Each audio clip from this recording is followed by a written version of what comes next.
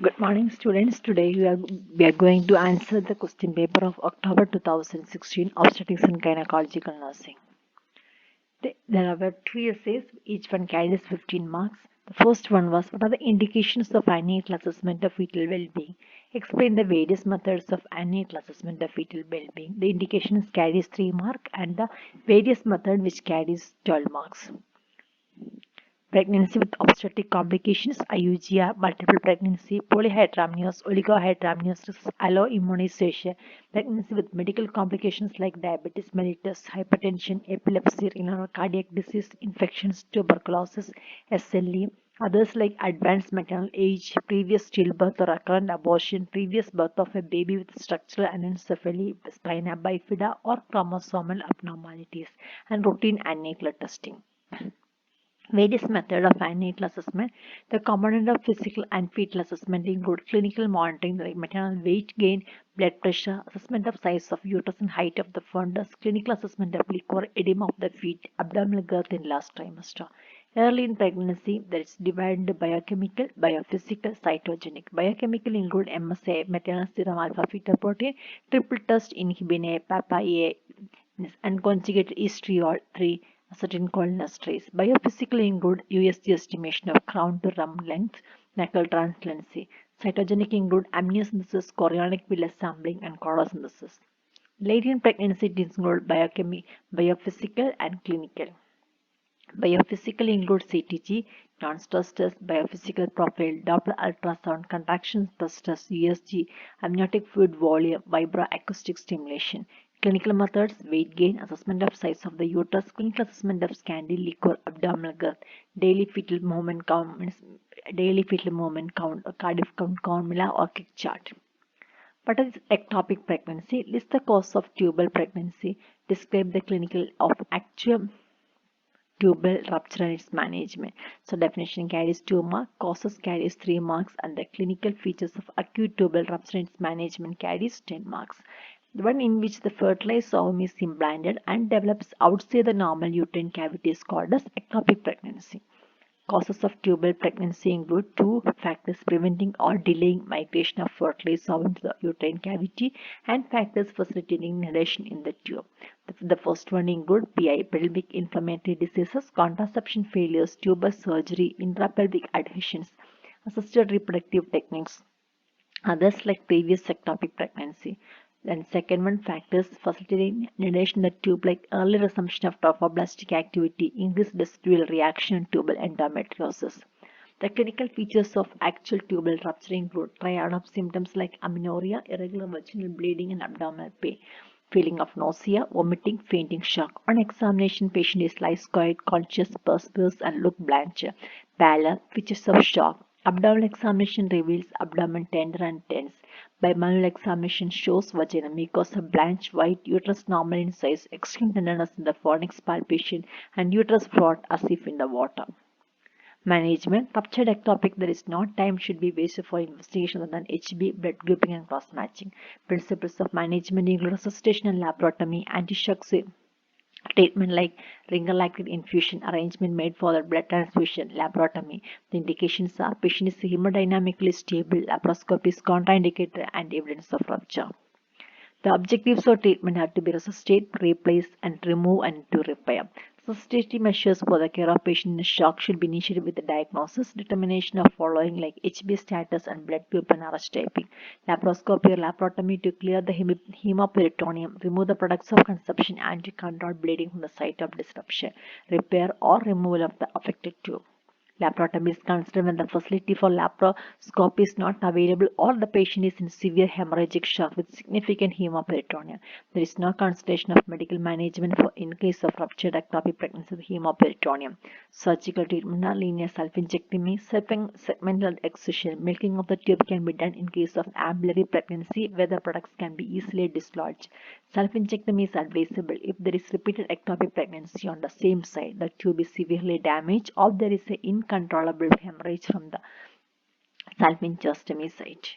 Nursing assessment. Evaluate the following to determine the pregnancy and monitor the changes of patient status like ectopic rupture or hemorrhage. Maternal vital signs. Presence and amount of vaginal bleeding, amount and type of pain, presence of abdominal tenderness or palpation, accompanied by radiating to shoulder, rate of last menstrual period, presence of positive pregnancy test RH type. Nursing diagnosis include risk for deficient fluid volume related to blood loss from ruptured tube, acute pain related to ectopic pregnancy rupture and bleeding in the peritoneal cavity, anticipatory grieving related to loss of pregnancy and potential loss of childbearing capacity. Nursing interventions to maintain the fluid volume, establish an IV line with a large bore catheter, infuse the full packed red cells may be prescribed, obtain blood samples, monitor the vital signs and urine output frequently as the patient's condition varies. Evaluate, report, and record the amount of nature of blood loss. Institute blood test. Instruct the client to avoid Valsalva manner. Monitor intake output. Obtain hourly urine output. Insert indwelling catheter sorted. Prepare for laparotomy in case of ruptured ectopic. Not vital signs. Capillary refill of nail beds. Color of mucus and temperature. Promoting comfort, administer analgesics as needed, encourage use of relaxation technique, assess the physiological stress. The third question is endometriosis, a condition resulting from appearance of endometrial tissue outside the uterus and causing pelvic pain, especially associated with menstruation. So we have to write the causes, signs and symptoms, risk factors, complication, and treatments. Fourth one is abortion. Abortion is defined as the process of partial or incomplete complete separation or expulsion of the products of consumption from the uterine cavity before the period of viability. So spontaneous include threatened, inevitable, complete, incomplete, missed, and septic. Induced include legal and illegal.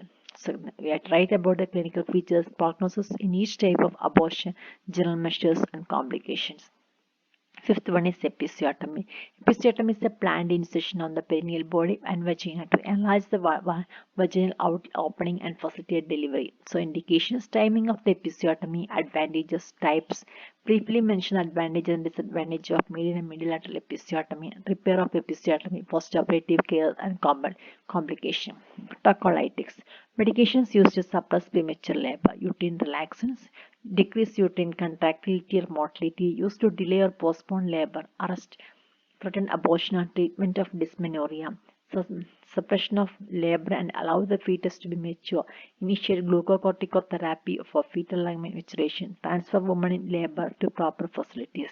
They are likely to succeed only if the cervical dilatation is less than 4 cm, taking up the lower segment is minimal, effective in reducing the risk of delivery within 24 to 48 hours. Classification of tocolytics include beta-adrenergic receptor agonist, magnesium sulfate, calcium channel blockers, oxytocin receptors antagonists, prostaglandin synthesis inhibitors, nitric oxide donors, and halothane. Beta-adrenergic receptors are terbutaline, retrodin, azoxystrine. Mechanism of action is to beta receptor stimulation, causing the smooth muscle relaxation, used in uncomplicated premature labor between 24 to 33 weeks of gestation. Given as IV infusion, terbutaline IV oral or subcutaneous, azoxystrine by oral or IM. Continue for 12 hours after contractions. This should not be administered for more than 48 hours. It can lead to increased risk to the mother. Side effects include nausea, vomiting, tachycardia, palpitation, headache, tremors, hypertension, CHF, arrhythmias. Neonates may develop hypoglycemia and ileus. Contraindication: pregnant diabetics or pregnancy-induced diabetic patients, cardiac cases. Patients on steroid beta blocker digitalis, severe anemia. Patients who are being administered these drugs require very careful monitoring of intake output, minimal fluid volume loading to be done to prevent precipitation of pulmonary edema. Electrolyte and CAV monitoring as there is increased risk of tachyarrhythmias and cardiac failure. Magnesium sulfate as a competitive inhibition of calcium ions at motor and place cell membrane, reducing calcium influx. Direct depressant action on uterine or smooth muscle, given as IV infusion, loading dose is 4 to 6 gram. Infusion continued for 12 hours after cessation of contraction. Side effects include nausea, vomiting, flushing, perspiration, headache, drowsiness, respiratory depression, muscle weakness. Fetal complications are lethargy, hypertonia, and respiratory depression. Contraindication: myasthenia gravis, heart blocks, and renal disease. Delayed postpartum recovery due to CNS or respiratory depression, prolongation of action of non-depolarizing NMBDs, and their difficult reversal. Calcium channel blockers block the influx of calcium ions, thereby reducing intracellular calcium, reduces return of myometrium and oppose contraction. Nifedipine, which is a prominent smooth muscle relaxant action, is effective if used early enough. Oral nifedipine 10 mg every 20 to 30 minutes. Reduced placental perfusion may cause fetal hypoxia. Oxytocin receptor antagonist, atopisin peptide analog oxytocin, act as the antagonist to the oxytocin receptors. Side effects include nausea, vomiting, dyspnea, chest pain. Contraindications are hepatic and renal disease, very expensive.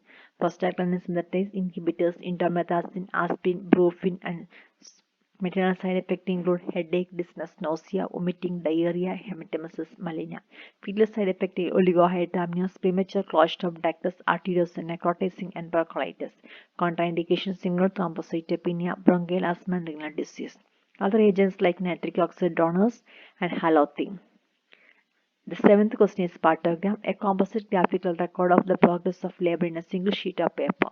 So, common in a partogram contain mother information, fetal well-being like fetal heart rate, character of liquor, and molding, labor progress like dilatation, descent, uterine contraction. Medications include oxytocin, and any pain relief medications, antibiotics, maternal well-being like BP, pulse, temperature, urine for albumin, glucose, acetone, and urine output. Give reasons. Early clamping of umbilical cord should be done after delivery of preterm babies. Delayed clamping of umbilical cord will transfuse 75 to 125 ml of additional blood to the baby. In a preterm, it will lead to hypervolemia and hyperbilirubinemia. So, to prevent hypervolemia and hyperbilirubinemia, we have to do the early clamping. Non-engaging head at the term is the primary gravidator ruled out. Engagement is said to occur when the widest presenting diameter has passed the pelvic brim. It is an important sign of that maternal pelvis is adequate for the size of the fetus and vaginal delivery may be expected. So, non-engagement of fetal head has to be ruled out CPD. An induction of labor is contraindicated with active genital herpes. Women who have active genital herpes infections are more likely to pass the virus on to the babies during vaginal birth. The infant comes in contact with herpes blisters on the birth canal. It can cause infections, so avoid this elective cesarean section is recommended. A woman should encourage to empty bladder every 1 to 2 hours in labor. Early is for easy advancement of presenting part and to prevent injury to the bladder. While descent of the presenting part bladder should be emptied at least 2 hourly. Full bladder will prevent the descent of the fetus. ABGA score assessed immediately after birth, assessing vital parameters and clinical status of the newborn and assisted prompt intervention to establish breathing.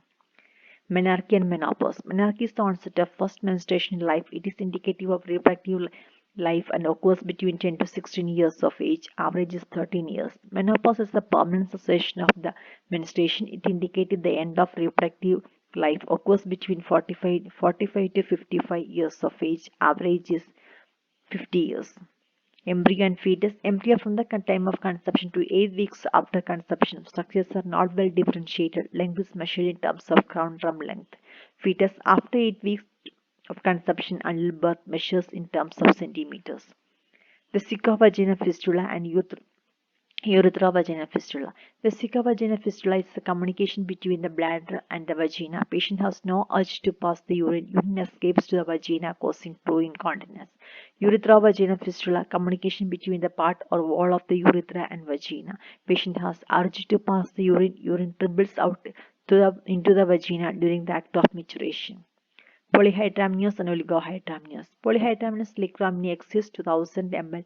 AF is more than 24 cm. Abdomen is enlarged more than period of gestation. Main causes include fetal structural malformations, multiple pregnancy, GDM, chorea, and geoma of the placenta. Management is by amniocentesis. Oligohydramnios liquid is less than 200 ml. AFI less than 5 cm. Size of abdomen is less than period of gestation. Main causes include IUGR, postpartum pregnancy, premature rupture of membrane, fetal chromosomal abnormality. Management is by amnio infusion. Ophthalmia neonatorium and asphyxia neonatorium. Ophthalmia neonatorium is the inflammation of the conjunctiva during the first month of the life. Mainly occurs due to chlamydia trachomatis. Management is by use of antibiotics.